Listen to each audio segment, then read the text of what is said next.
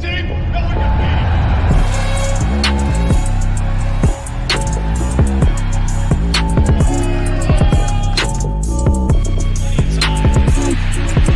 Stop it. Throw it to the end zone for Robinson and a touchdown.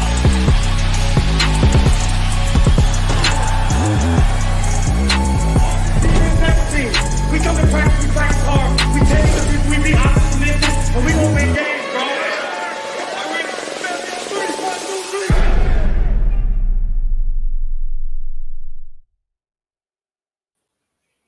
All right, welcome everybody back to another Super Monday. It's the Big Doug and Carmi show. Our guest today is AJ from the Trap or Die podcast. Let's see, it's called Pick Your Poison today. We're going to go through a whole bunch of different scenarios. George, maybe nobody more polarizing in Commander's Twitter than our guest today. AJ? Yes. Exactly. What's up, AJ? How you doing, bro? Yeah, we're done. We're basically here trying to talk about I think the reason why he brought you on, AJ, is because of Drake May. Oh, we just lost him. Damn, okay. Well, not just Drake May, though. I mean, AJ, I feel like AJ's very controversial. He got a lot of takes that you either love or hate, or that people love hating. I haven't figured out which one it is yet, but hopefully we'll have him back because I was looking forward to this one a little bit. Yeah, absolutely. The podcast that they do with him and Maul and Dre and Maul, yeah. I like that one, so I was looking forward to it. We'll see if we can. Yeah, he'll come right back in a second. It was actually pretty good though. So I don't know if you guys caught it for those listening in the in the chat as well. Jamal actually did a great breakdown on Jaden Daniels the other day. I don't know if you guys saw any one of those. I haven't gotten through it yet. 50-minute different podcasts on them, and they're fantastic. What's up, Slim? How you doing, bro? We got our boys in the chat. I love it, man. Good to see everyone here today. It's awesome, man. So yeah, no doubt. Yeah, but when we do Jaden Daniels tomorrow. Yeah, we do actually. In this film room, I'm excited to see Mark Bullock and Nick Ackridge break that one down. Those have been great. Those have been a lot of fun. I didn't realize I was going to like those quite as much as I have, and I feel like I learned a lot when we absolutely. That's why I want to talk to AJ, man. So watching Drake May, I felt that the analysis was a little bit off, right? I feel like there is some room to grow with Drake May. I think that he actually he can throw a person open. He has that, prototypical frame. I think he can basically throw the ball downfield. But AJ basically is really opposed to Drake May. I want to hear his perspective why, but we'll see how it goes.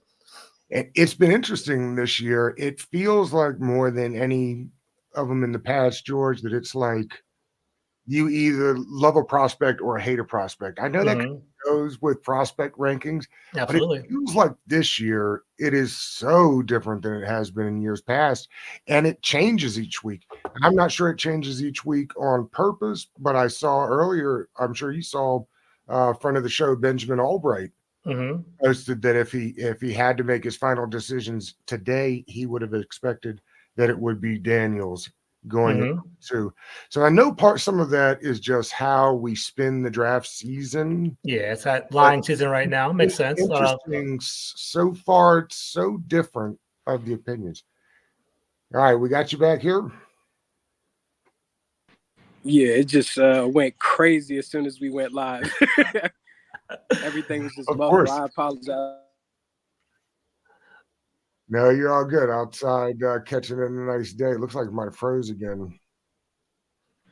Yeah, it's definitely a beautiful day in the DMV, as me and George were talking about earlier.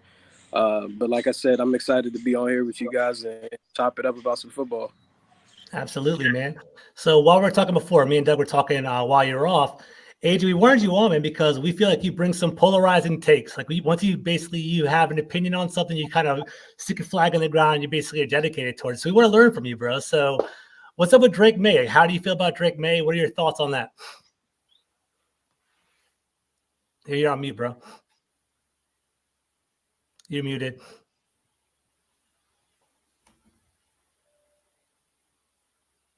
Nah, I still muted.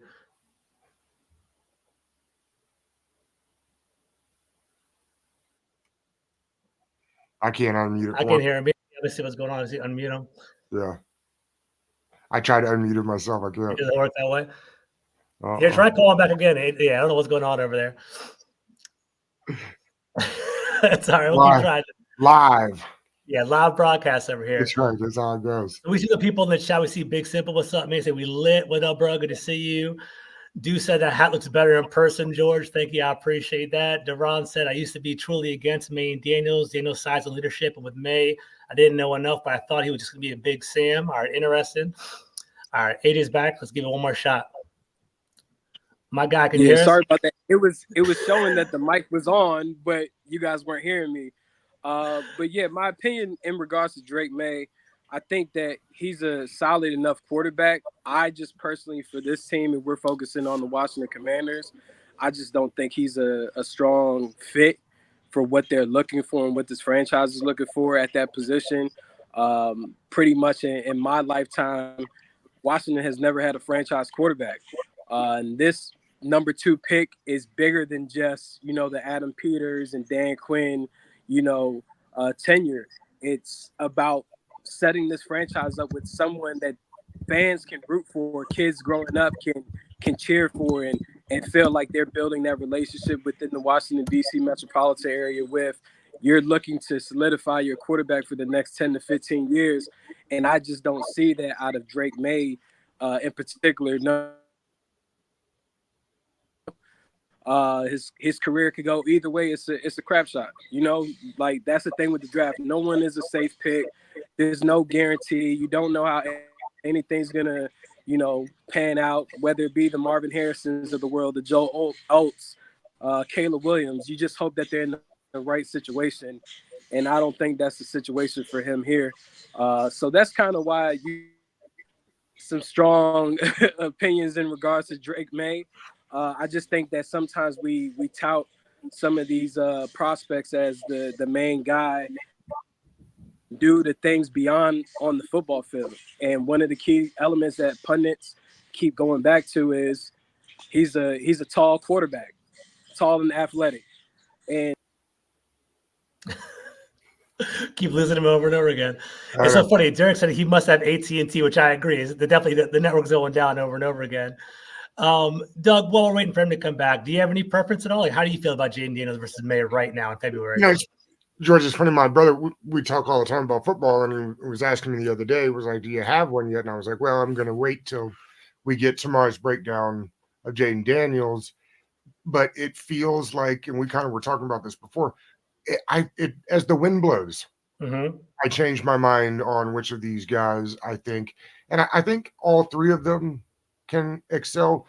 One of the things that AJ said before he dropped, and I think this is the most important of all of it, is situations, right? Like maybe Sam Howell, and this doesn't have to turn into a Sam Howell conversation, but maybe Sam Howell was a good quarterback and wasn't dealt a very good hand by the landing spot. Absolutely. Or that we hear about Bieniemy's like refusal to change, or they'd get down. Did you see this about Bieniemy? I'll find. No, go ahead. Yeah, I'll break it find down. it and send it to you. But apparently, it was like they would start getting down, and they had worked on the plan all week, and then Bieniemy would throw it out the window. Oh yeah, I did see that actually. I saw that. And players got frustrated, and that they had worked on a game plan all week. And that, or he brought that tight end system from Kansas City, and we didn't really have the personnel to run it. Yeah. It wouldn't fix it. So, so much of what goes into this stuff is situational and where a prospect lands. So, does Jaden Daniels landing in Washington make him any more successful than if it's Drake May? I'm not sure. I mean, they already run some sort of similar system at North Carolina, right? Some version of the air raid there. And so at least Drake May has some familiarity with that. What I would have asked AJ was where he stands on kind of this notion of why did it take so long, right? Like, feels like when you listen to the knocks on Daniels, that's what it is, right? Like, everybody knew last year Drake May was going to be a consensus top 5 pick, probably, or the second best quarterback in the draft. And then, at 24 or whatever, in his 5th year in college, in the 2nd year in that LSU system, then boom, he's skyrocketing with these huge numbers on his way to winning the Heisman. I feel like you shouldn't get punished for getting better at your craft. so that's I guess that's where I'm stuck, George. It's like I don't want to punish a guy for getting better because that's what you want. Hmm. I don't want to punish a guy for having weapons. Hmm. And Lord knows he did at LSU. That two of those wide receivers are going to go in the first round. Absolutely. And Neighbors may be the best of them all. There's plenty of people who have come on this podcast and told me they like Neighbors better than I'm Marvin hearing that Harrison too. Jr. I'm hearing that too, for sure. Strictly because of the route running. Hmm. So yeah, I don't want to blame him for that, but yet those are the knocks I think when you ask people that do it for a living. That's where it was. Like I'm not sure that the ceiling is that much higher. That's where we talk about floors and ceilings all the Absolutely. time. Hmm. I'm not sure that Drake May's ceiling is so much higher than Daniels. I don't know why that is. So I don't know. I think it's the opposite, That's why it Doug. was a Yeah. Pick Your Poison episode, right? Yeah, Because yeah. a little bit of everything. I hope he gets back on here, to be honest. I want to hear his perspective. But I think it's the opposite, right? I think Daniels has the higher ceiling, right? I think he has a higher ceiling and the higher floor. What I like about Daniels is he does bring that upside. He does bring that running capability. He does bring that deep ball capability. I think he's one of the best deep ball passers in the entire draft. Him and Michael Penix together can definitely throw it, can let it loose, right?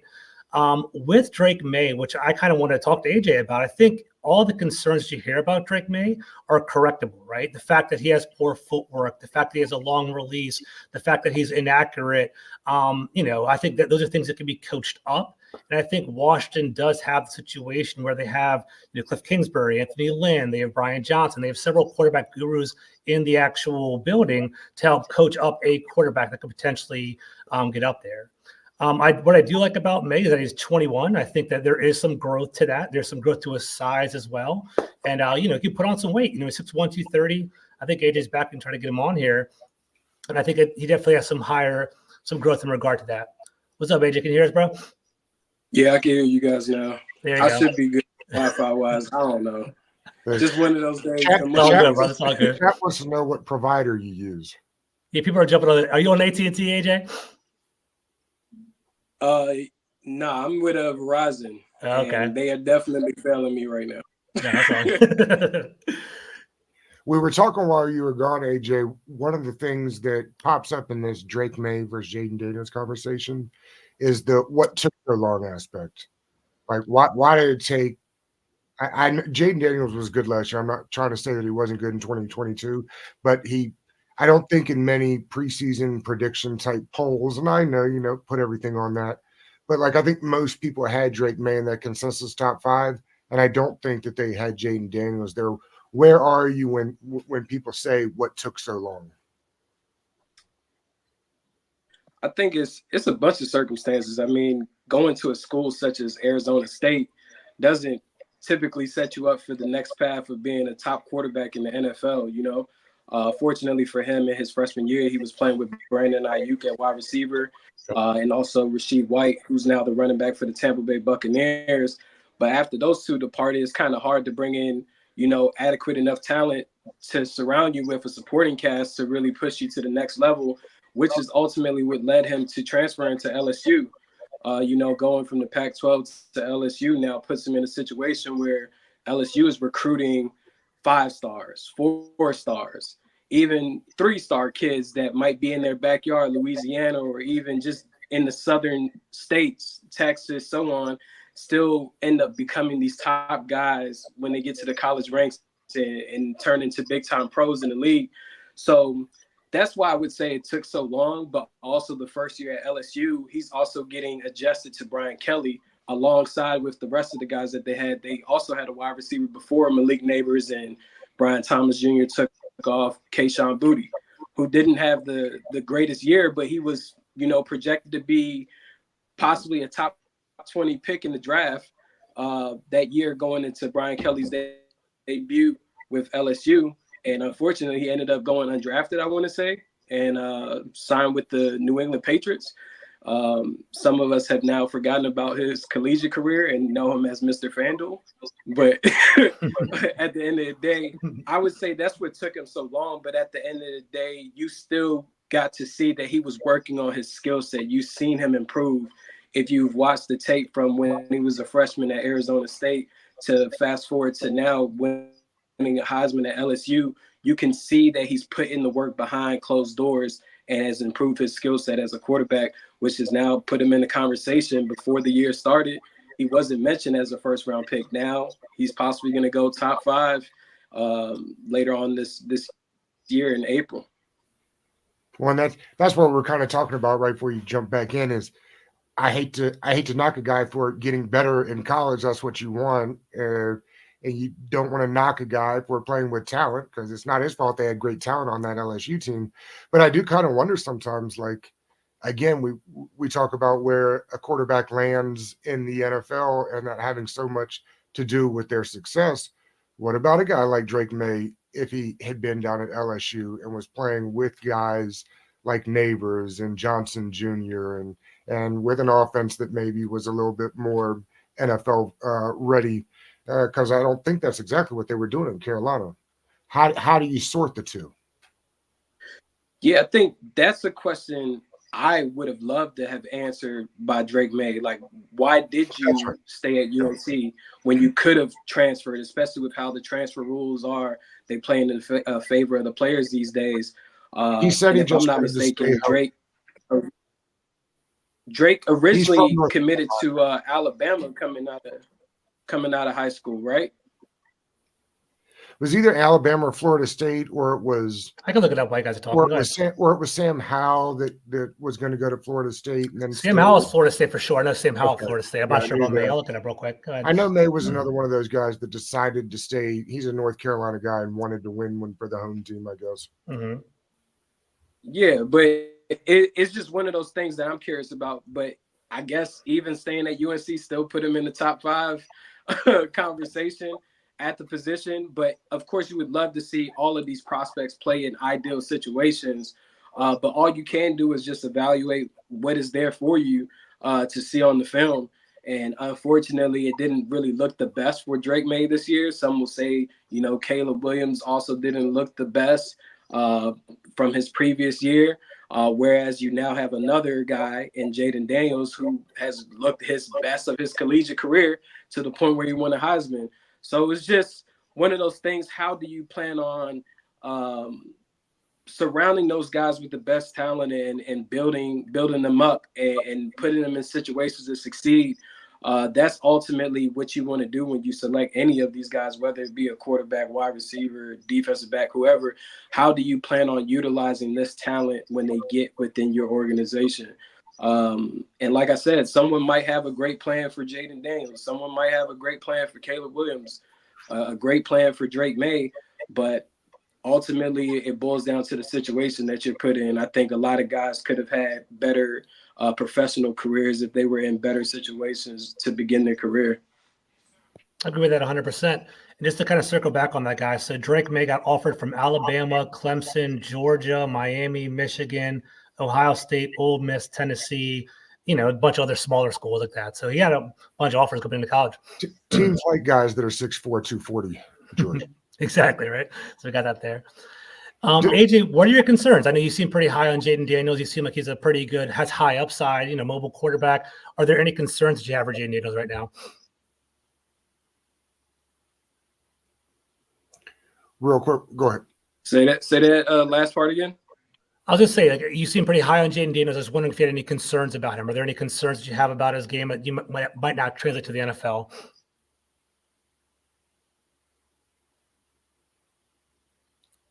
A minute again, bro. In regards to Caleb Williams? No, Daniels. Daniels.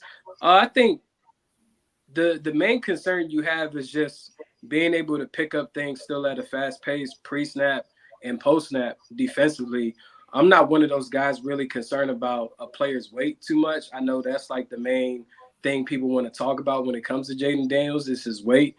For me, he's been able to stay pretty damn healthy in playing 4 years of collegiate football in the Pac-12, 2 in the Pac-12, 2 in the SEC, and he hasn't suffered any major injuries. Of course, you don't want your quarterback leaping into defenders in the middle of the field, but overall, he stayed pretty healthy.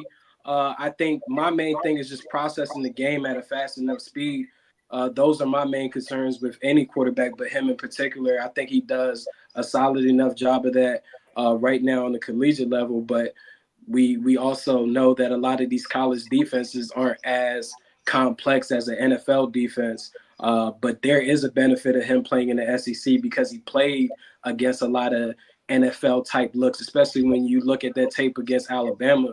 I think that's a great tell-all for who Jaden Daniels is as a player. Like, they're playing all different type of coverages, like real NFL defense from the play calling standpoint and coverage looks. I think that could tell you a lot about how he sees the game and how he, use his arm and also use his legs to his benefit in trying to get, his team a victory. George, I seen Rockman in the chat talk about Michael Penix. Mm-hmm. There's nobody that the league is lower on than the fan base of the NFL is higher on.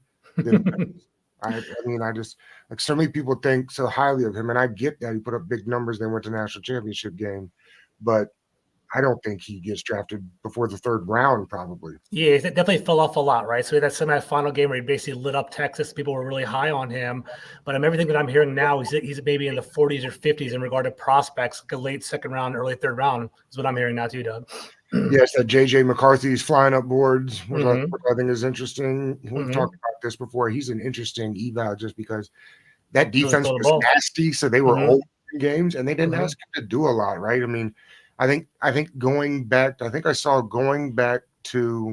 Stanford with Andrew Luck, Harbaugh only passed the ball like 60% of the time. Wow. It was an unbelievably low percentage of the time for a team that put up the kind of numbers that they did. So it'd be interesting to see what they're. AJ, we're getting ready to switch gears into Caleb Williams. Is there a price point at which you say no, thank you? For me, I think if you identify that player is your guy, I don't have a price point. It's like, go get your guy. If it ends up working, great. If it ends up failing, at least you can walk away and say, hey, I did what I felt within my gut, and I tried, and we just didn't hit. Like the 49ers, where Adam Peters experienced that. They tried to go get a guy that might push them to an even further level besides Jimmy Garoppolo, even though they had recently been to the Super Bowl. It didn't work. And fortunately, things kind of played in their favor. After some quarterbacks got hurt, they landed on Brock Purdy. So it's like, you still just want to take that risk. I think no risk, no reward. So in this case, I would give up anything to get what I want. That's just me, how I maneuver in life. But some people play it safe.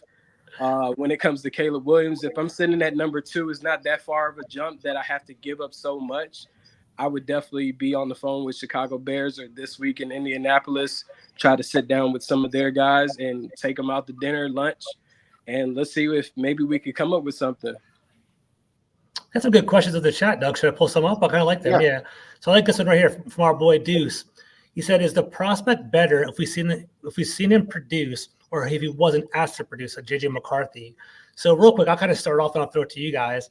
I think JJ McCarthy, like this week in the combine, is like the most important week for him, right? Because basically the questions are: does he know the offense? Can he break it down? Can he communicate himself? Communicate what he wants to convey to coaches, right? Is he going to throw well at the combine? Is he going to prove that he's mobile? I think JJ McCarthy, his tape is so limited because they run the ball so much in Michigan. He has something to prove this week at the combine, as opposed to Jaden Daniels and Caleb Williams, who aren't going to throw at the combine. I think it's big for McCarthy to kind of show out a little bit. What I'm gathering from what I'm hearing is that they like McCarthy. They like how decisive he is on third down and how smooth he is.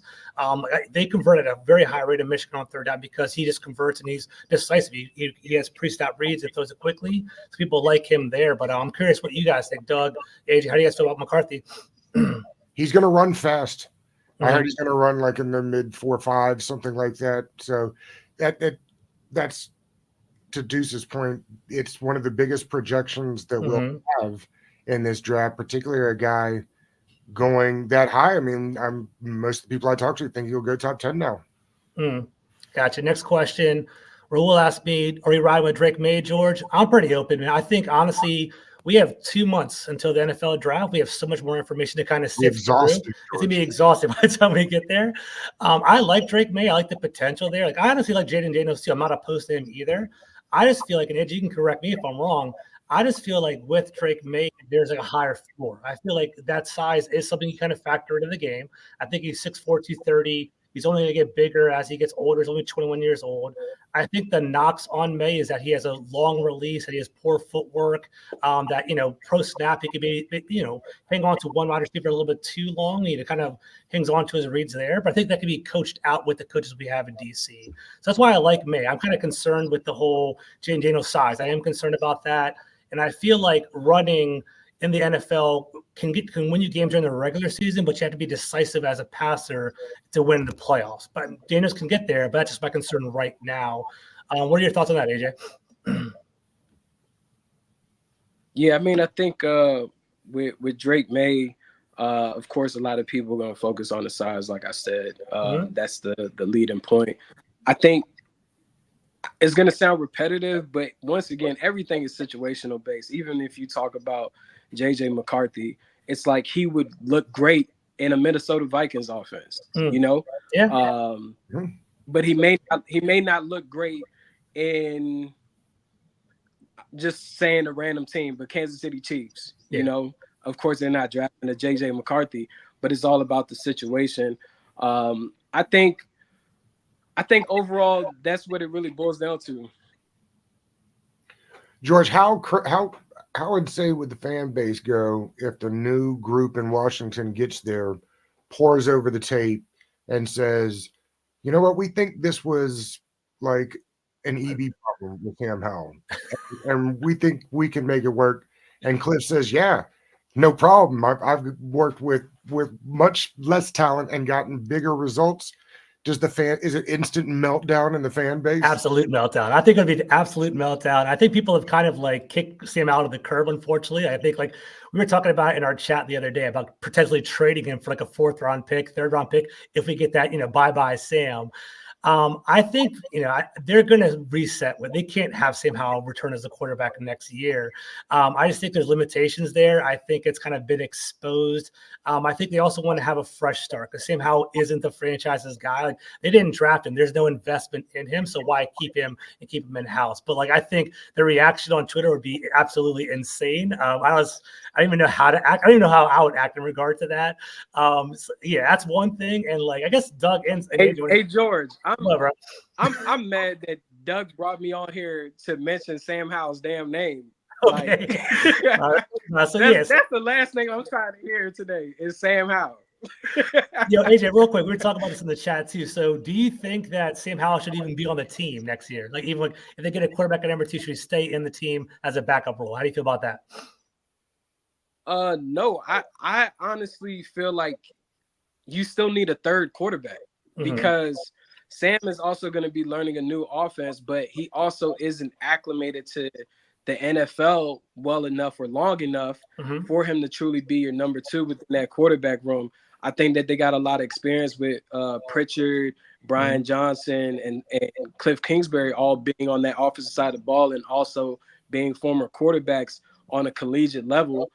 Some having more success than other, but at the end of the day, when you're drafting a number 2 quarterback, possibly, you still want that veteran presence within the quarterback room that can relate from a player's perspective.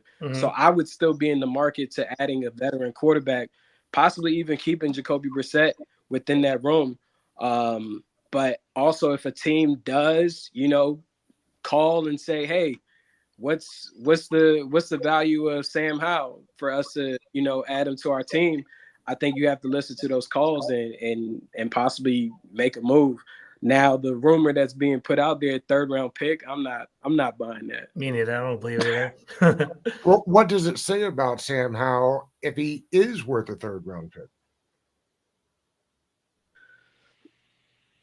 You know what I'm saying? Like if the league values what does it say in a 3rd round pick, then what does it say about our willingness to move off of him so fast? Because if the league thinks he's worth a 3rd Doug, pick, that's a really good question.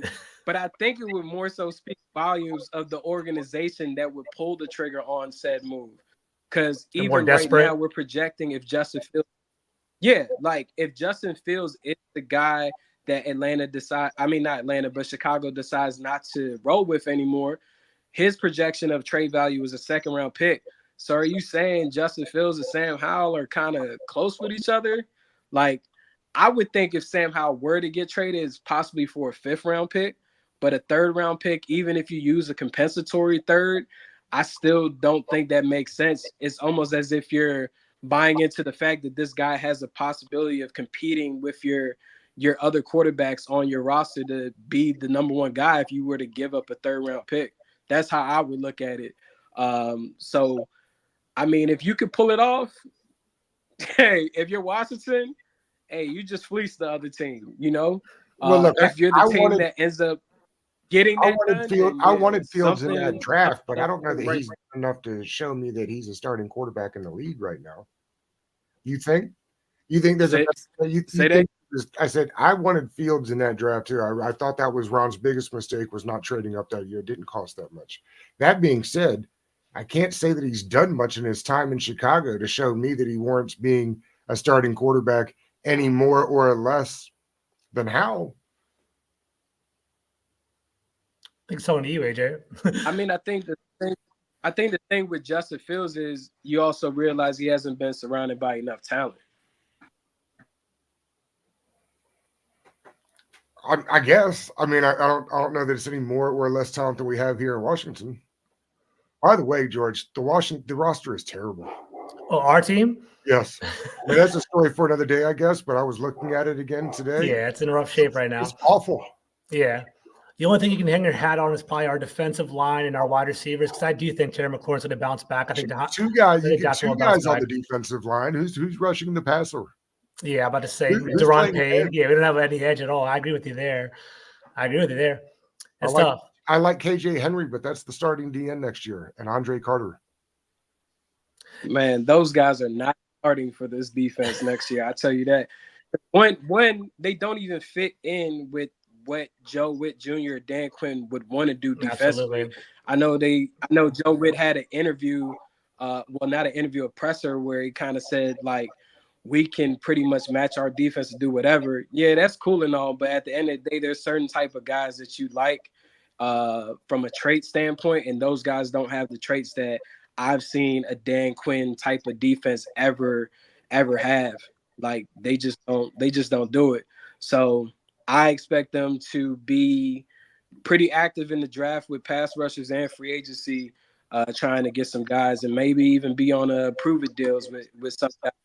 But I definitely see them trying to create some type of D-line rotation.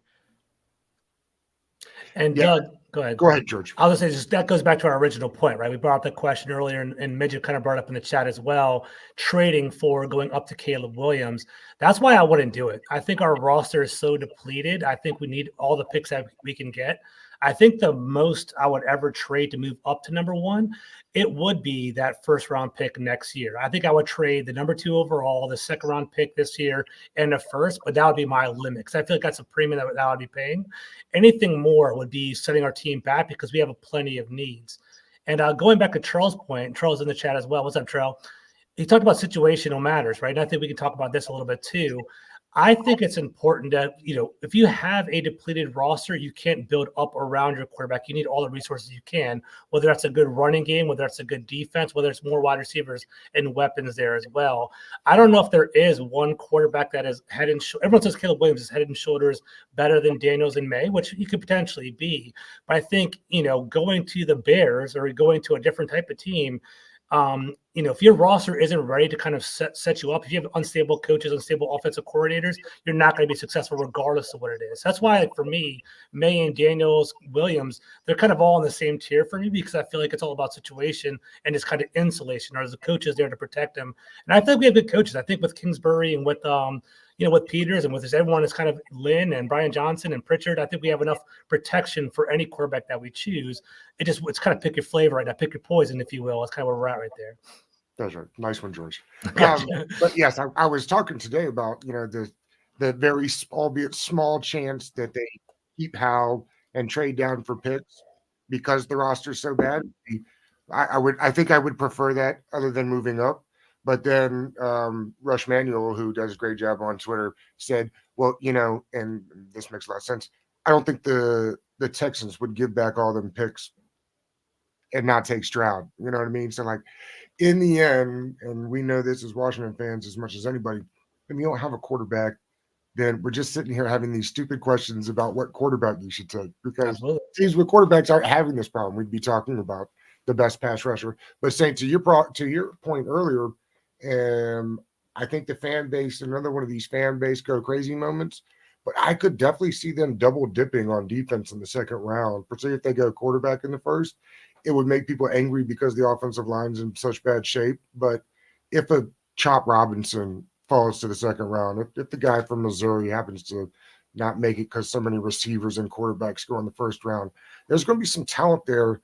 And that, like we were saying, that defense has holes all over the place, as well as the offense. I mean, they can go in so many different directions. They could do whatever they like. But the ends, they've got to find a way to fix that. And Yeah. I think, AJ, you mentioned earlier, and I've said this before, I could see guys like Leonard Floyd on 1-year deals, like mercenary edges, could be exactly what this team rolls with next year. Say that again. It was like very choppy for some reason. Oh, I said I could see a situation where they go like for DN next year, where maybe it's just 1-year mercenaries like Leonard Floyd to get you through while you're still trying to build the roster up. Not a great free agency year for offensive line. Yeah. Yeah, I mean, I definitely think that they will be actively in the market for possibly that number one pass rusher, but also you got to look at their past relationship with guys like I think Dante Fowler is a free agent who also played with the Cowboys DN. You got Dorrance Armstrong.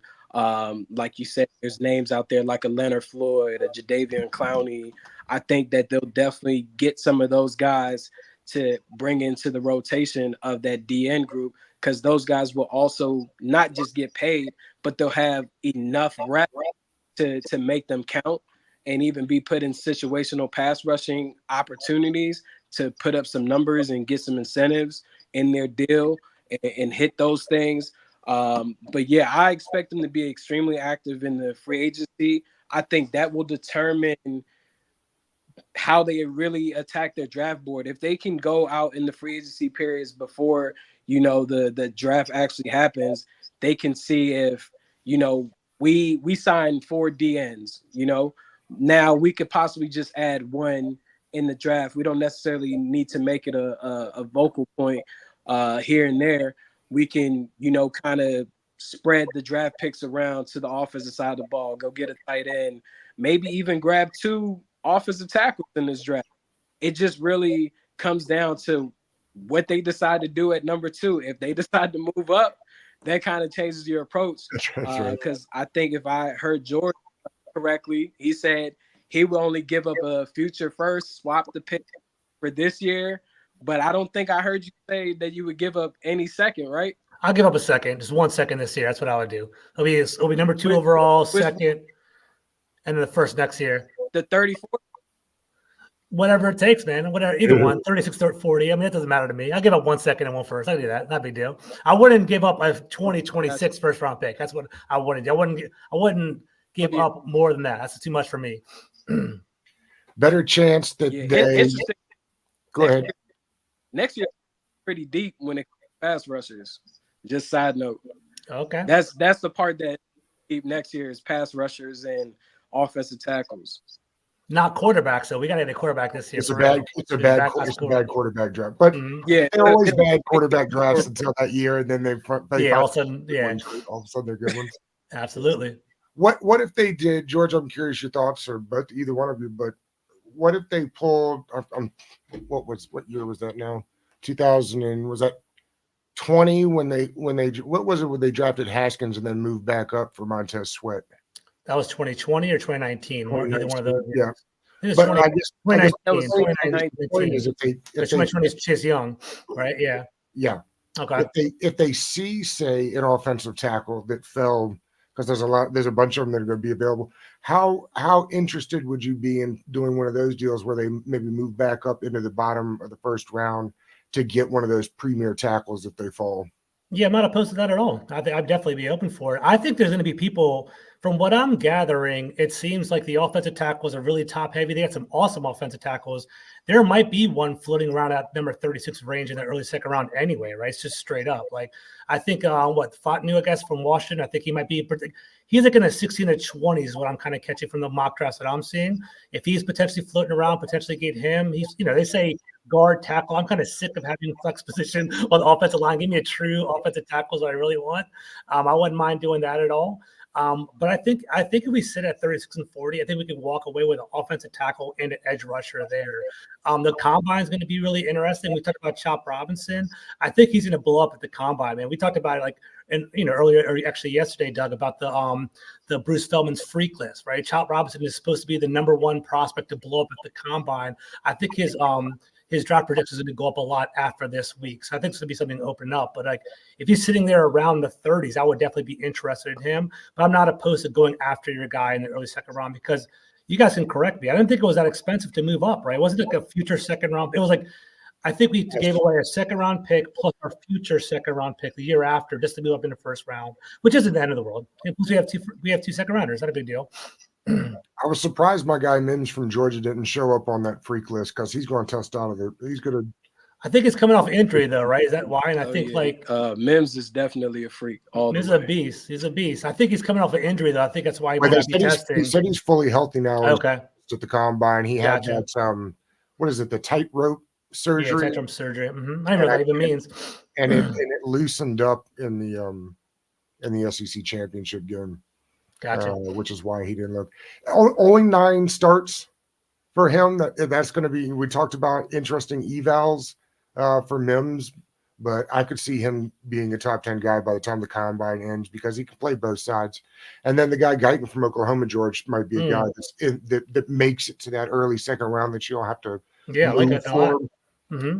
A pure right tackle. And it's interesting. There was this time when it feels like everybody wanted a left tackle. And I understand the concept, because you're protecting the blind side of the quarterback.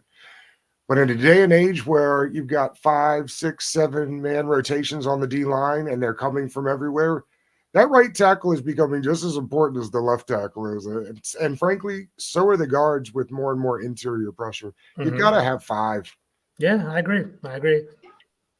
Yeah, definitely. Because the reason why the right tackle position is becoming even more popular is most of the quarterbacks are right-handed, so they're rolling out to the right more so than to the left. So that's true. That's a good point. It's like you want to make sure you have that protected even more so than the left side, because the day and age of the pocket quarterback all the way, like the Elway's. Well, Elway wasn't.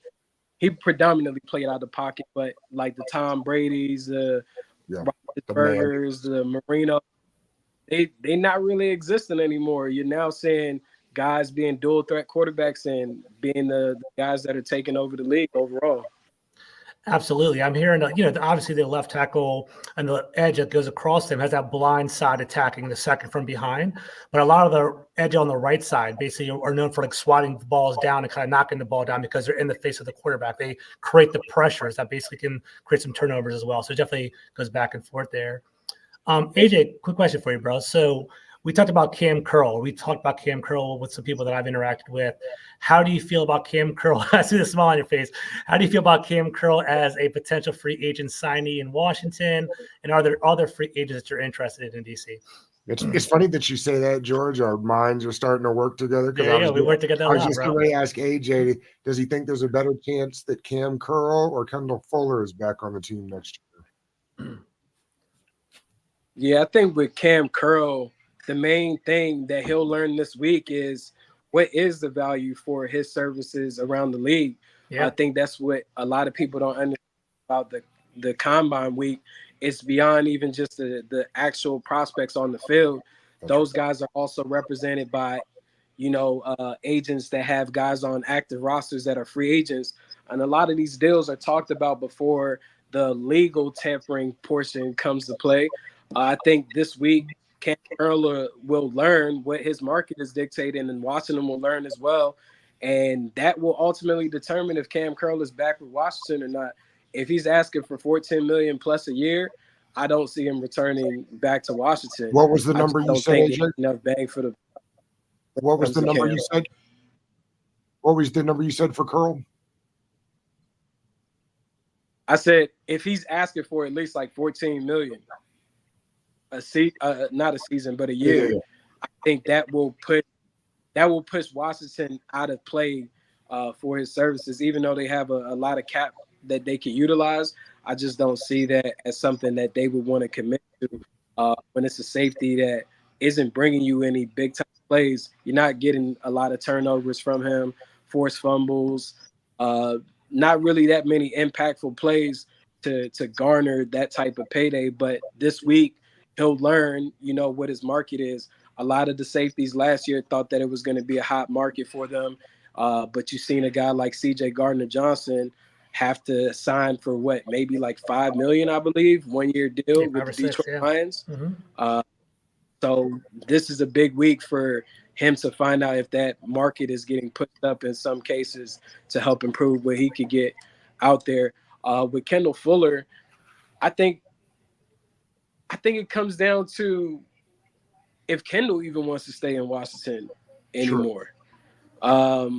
And does he really fit within this scheme? I'm not quite sure Kendall fits within the scheme. I think Kendall has lost a step, unfortunately, even though he's not old, but I feel like he's lost a step. I think that there are other guys within the cornerback market that you should explore and possibly not bring back Kendall. I hate to say it, but that's just the reality. I think that he might be on a new team next year because I don't really see him as a scheme fit. George, we talk about Cam Curl all the time. One, because he's a fan favorite, of course. But it's interesting with the number that AJ put up, which I think is probably the right number around there that he'll be looking for. It was just last year that the Ravens gave Marcus Williams that deal, and they're already trying to get out of it.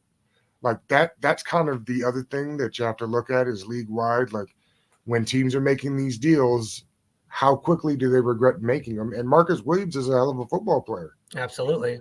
And they just gave him that deal. I think it was the beginning of last year, the year before that, because we were talking about kind of his value and how that would affect Cam Curl. It feels like, and I don't have any inside knowledge of this, but it feels like more and more it'll be Quan Martin next year and probably a draft pick or somebody they pick up in free agency that Quinn maybe has some experience to. I think so. It's a lot of money to tie up in a guy on a team that's not necessarily going anywhere next Immediately. year. I agree, right? So I think last year, historically, it was an awful defense, right? 31st, 32nd in the league in most metrics. They couldn't necessarily stop anybody. And Cam Crow doesn't turn the ball over. I like him, and I think especially something that you kind of fostered and grew within your team. The thing is, though, he wasn't drafted by anybody here. He's not connected to the team by any means whatsoever. Like all that hard work and all that dedication is not from, that's a Rivera era, Jack Del Rio era. I agree with you, Doug. I think that, Dan Quinn and Witt will actually look into maybe some former Cowboy players, maybe some 49ers in regard to that. Some up-and-comers for cheap. One of the biggest flaws for Washington last year was the communication on the back end. Like, granted, Percy Butler was that free safety when, he was there when Derek Forrest was out, but there wasn't a lot of veteran presence. And Cam Curl is the kind of guy where he shows you but doesn't tell you, right? He's kind of like he is the kind of guy that will lead by action as opposed to being a very vocal safety back there. They need a veteran presence to make sure everyone's lined up. So I wouldn't be surprised if they get someone for cheap, like $6 or $7 million, and kind of let them explore the market. If I was Cam Curl, I'd have like a value for you. I'd be, hey, Cam, 10 million. This is what we're going to offer for all the hard work you put in here. You're more than welcome to test the market, kind of look around, come back to us, give us the opportunity for first refusal. We can shoot it down. Potentially, if you find something better, more power to you. Just kind of throw it out there to him, kind of see how he feels and see how it goes. I think strong safeties, they're a valuable position, but at the same time, they're replaceable.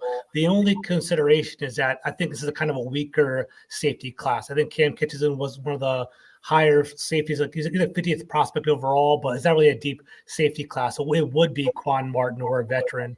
I don't know how you guys feel about that. Well, not just that, but I popped this one up because AJ, we've been kind of talking about this on the pod for a couple of weeks now. Like, what is the effect? What is the bump that some of these guys will get strictly by getting the old group out, some new blood in, some new vibes? I mean, how much do some of these guys get a bump just from the new coaching staff?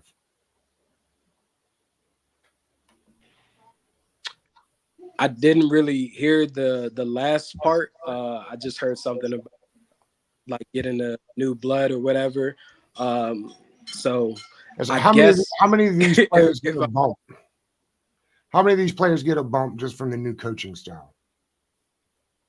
Oh, I think you get a big bump just from the enthusiasm in the locker room amongst your players and feeling like you're actually being put in situations to be productive on the field. Ultimately, these NFL contracts have incentives in it, especially if you're a younger player.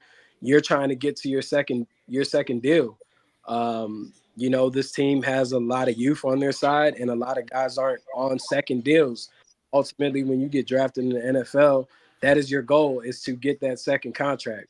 Uh, so, if you're with coaches that understand the game and also know how to translate that back to you, and you could be productive throughout the week so that when Sunday does come by, you can play fast as hell. That's all you want. Because if you're playing fast, that means you feel comfortable with everything that you're being asked of you, and you can go and make plays on the field. And if you make plays, it turns into money.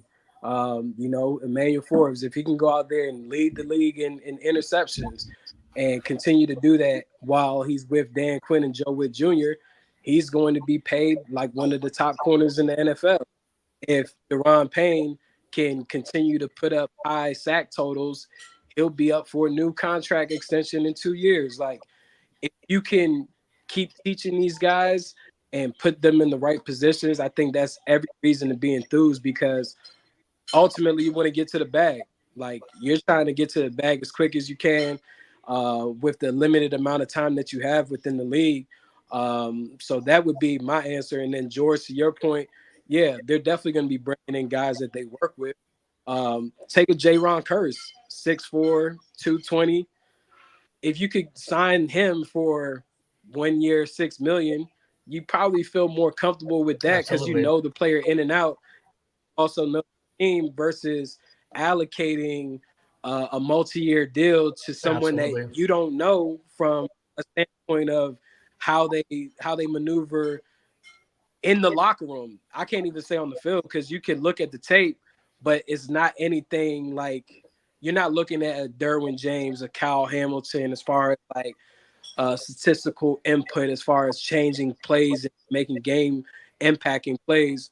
If you can go get a Jerron Curse, why wouldn't you take that over possibly Cam Curl? Just the familiarity alone is is a key thing for that player, and also the coach to want to bring into the fold. AJ, are there any players on the roster currently that aren't tradable in your mind? George, what about you while we're waiting on AJ? Well, I guess Not tradable. Go ahead. Yeah. I would say Deron Payne. I wouldn't trade Deron Payne. That's the list? Yeah, the list stops right there for me. That's fine. I think like, most people would have 17 on the list, but go. Yeah, I'm kind of with AJ Yeah, too. anybody could go. I go with Deron Payne. I think AJ's right. I think he has to kind of think twice about Terry McLaurin and the leadership that he has, and maybe having a established wide receiver with your rookie quarterback, kind of having them hand in hand. But the fact that Terry McLaurin's 29, going to turn 30 midway through the season, he's getting up there, man. I think that's definitely something to consider. I just don't know if our timelines match up with like is he turning 30 this year? I believe so. I think he's 29, turning on 30. I can just double check. He's definitely 29 now. He's getting up there, man. He was an older rookie. I think he's a 24-year-old rookie. Which is crazy because Kendall Fuller's 29. Yeah, and John Allen's 29 too. So it's funny. We have a weird mix of younger and older together. Yeah. Let's wrap like this, AJ. You follow this team for a long time. Where are you as far as, I don't know if excitement is the right word, but like Are you encouraged by what's happened so far with the reboot Commanders? Yeah, I'm encouraged by the coaching staff that's been put together. Just looking forward as a fan, just looking forward to how Adam Peters and the guys that he's brought alongside with him with Lane and still keeping Martin Mayhew in the mix, how they plan on attacking this free agency period will tell me everything of how they will attack the draft. So those are the most exciting things that I'm looking forward to. I think they made a great decision with going with Dan Quinn. He's built out a hell of a staff. We'll see if they all work with each other. It's a lot of dynamic personalities and individuals who have had their success from a collegiate and professional standpoint. Now it's getting everybody on the same page to get after one common goal. But I'm excited, and I think my excitement level will reach to an even higher level if they acquire a Caleb Williams at quarterback. But if they select Drake May, yeah, just tap me out all the way. You done for the season? I got you. You and Rant Burgundy will be switching teams and hating on all the Drake May love. I know he was in the chat earlier. I saw him earlier today too.